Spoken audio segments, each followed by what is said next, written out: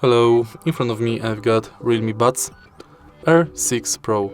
In this video I'll show you how to perform AirTip fit test. In the beginning, go to Realme Link app and go to Earbud Fit Test. Tap play. Before, wear your earbuds.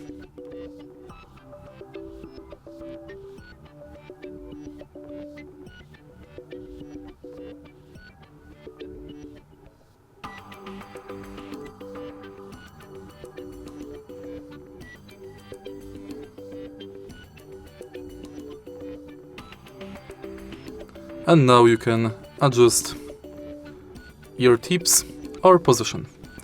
If you find this video helpful, please leave like, comment and subscribe.